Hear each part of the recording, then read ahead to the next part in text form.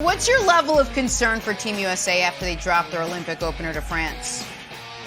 Well, Jenna, I've always liked Fournier. Fournier can play, so not that well, but he can play. I'm glad to see Joy here because Joy was on the herd with me last week on Friday when I said I've got a soft buy of Team USA to win the gold. I was a soft buy. Well, now I'm selling. All right, I'm selling. I'm not going to go, it's over. I'm not going that far. It's over. I'm not there. But look, the one thing Greg Popovich was right about yesterday was when he said it's no longer a surprise when Team USA loses, especially under him. All right, and I've always said that Pop is one of the greatest NBA coaches in history, and he is, but he's also one of the worst international coaches, and he is.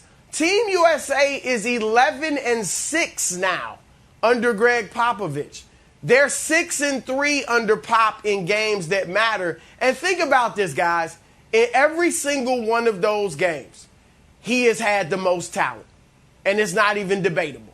All right, and yet they're 11-6. So now you're starting to hear rumblings. There were reports of rumblings among the players, right, that they don't like what they're running, the San Antonio offense. And Popovich is trying to get more ball movement and more player movement, which I actually agree with. I think that's the best way to play basketball. But here's the problem. Our best players aren't used to playing that way anymore. Kevin Durant, Dame Lillard, Devin Booker, Zach LaVine, Jason Tatum, they're used to being the focal points of their offense, and they've been used to that since they were probably high school age, teenagers. All right, so now it's hard for them to play five-man basketball and move the ball and move without the ball and go set screens. So you can see that they're not really comfortable out there, while these other teams are very comfortable playing that way. And so, again, I'm not going to write them off completely just because of sheer talent. But, yeah, I'm very concerned. And to be honest, at this point, I might be surprised if they win the gold more so than if they lose it. So maybe Popovich just isn't the right coach for this type of basketball team.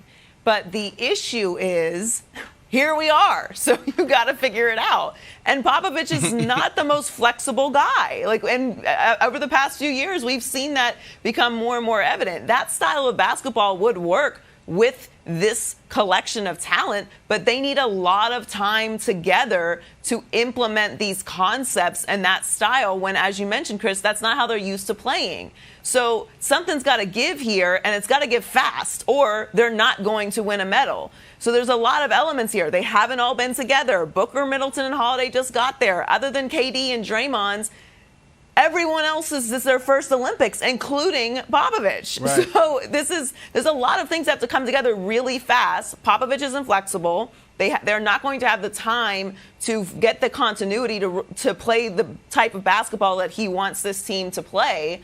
So, there kind of needs to be a come-together moment to figure out how they're going to do this. Now, they have Wednesday against Iran, so we're assuming they're going to win that game, but Czech Republic is going to be a tough opponent on Saturday, so things are going to happen very quickly. I just think that there's just not enough continuity, despite the talent. I mean, we talked about the Nets all season long, and the biggest concern wasn't that there wasn't talent, it was that they weren't on the court together. So no matter how much talent you have assembled, if you don't actually play together, it is a team game after all, it's going to show, especially when you are going up against opponents who've played a lot of basketball together and are also extremely talented. We keep saying it, we need to stop disrespecting these other countries. The world has caught up in a big way, talent-wise, to the USA when it comes to basketball and international competition. It's just a fact.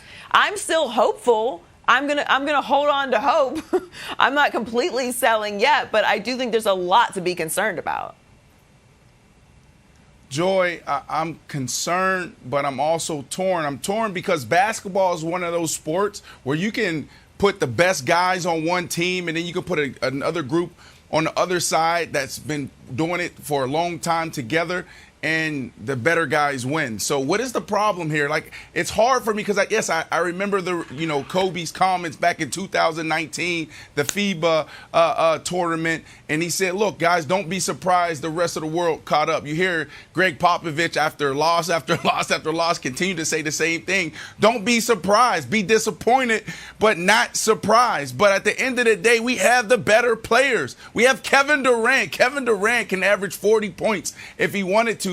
Kevin Wilds, like, what is the problem here? I don't understand it. You have the greatest players in the world on one team. So whether it's this chemistry continuity thing, talking about the plays and, what Chris is talking about, these guys aren't used to setting screens and, passing the ball.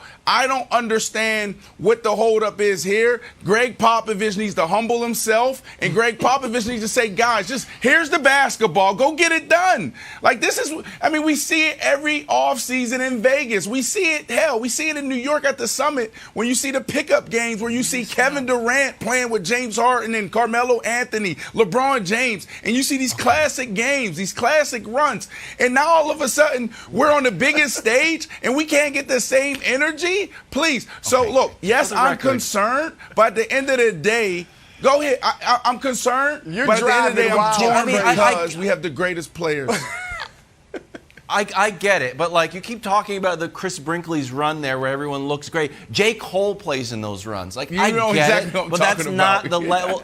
Yeah, that's not the level. When guys are playing with their shirts off, I'm not like, that's the way we need to play. You played in the. I'm sorry. Good job for you. Well, celebrity games. I was like, that's cool. And that's great. Okay, I'll give you 4 names, Broussard: Batum, Fournier, Gobert, and DeColo. They were the 4 starters yesterday. And guess who were the 4 starters in 2019 FIBA World Cup? Fournier, Batum, Gobert, DeColo. They have a consistency in these international squads that we don't. We're out here playing musical chairs with our guys, and I think it ends up showing up. I'll run through it. The 2019 FIBA squad, that was also terrible. Spoiler alert, they were terrible because there was no guys from the 2016 team on the 2019 team. Here it is. Derek White, Donovan, Joe Harris, Marcus Smart, Harrison Barnes, Jaylen Brown, Mason Plumlee, Miles Turner, Brooke Lopez, Kemba, Tatum, and Middleton. The whole team is different. The whole squad is different. So for me, it's less about getting great guys. And I appreciate everybody who is committed. And Joy referenced it earlier. This is not like an awesome Olympics where you're walking around getting pins and like having these great experiences. You're kind of stuck in a little like modified NBA bubble. So I appreciate everybody giving their time, especially like Drew and Booker and Middleton, who flew over there immediately after the finals and Drew balled out. But I would rather have a group of guys that weren't like superstars, that just were like at this level, but like, you know what? We're in.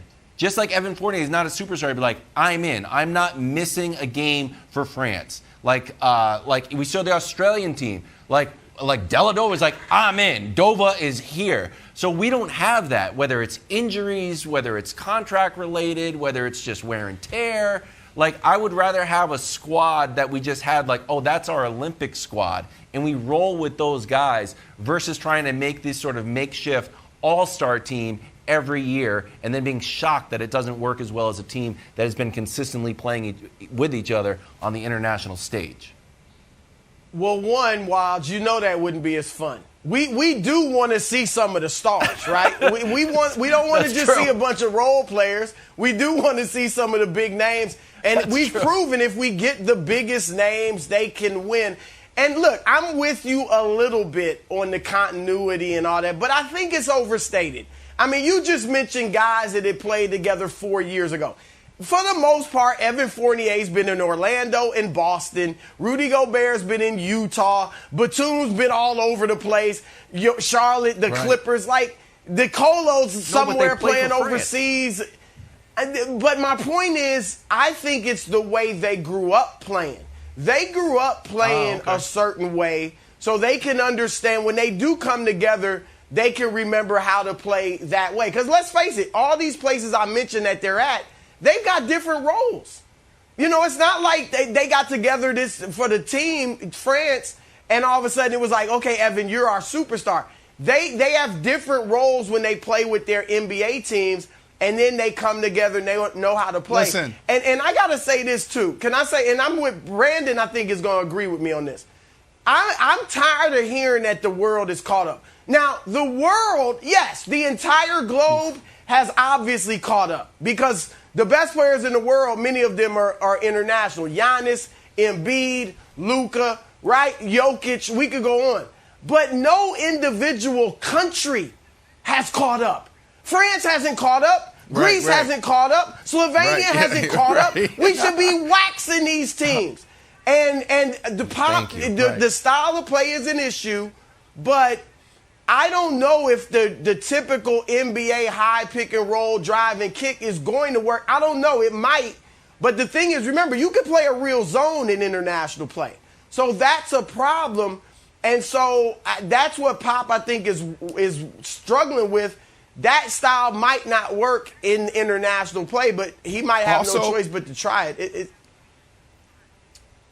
Listen, and it's not all bad, all right? Like Joy said earlier, you still have 2 games in this pool to advance to the medal rounds, and you can still accomplish what you came to accomplish. Here's the deal. They built this team, Jenna, to score and shoot, and they're not scoring and shooting enough. Kevin Durant got in foul trouble early and then end up fouling out. So I don't expect Kevin Durant to not be the Kevin Durant that we saw in the last Olympics shooting 58% from the three-point line. So, yes, it's bad right now, but at the end of the day, they still have the best players on the planet, and they still have the goal right there in front of them. So it's not all bad.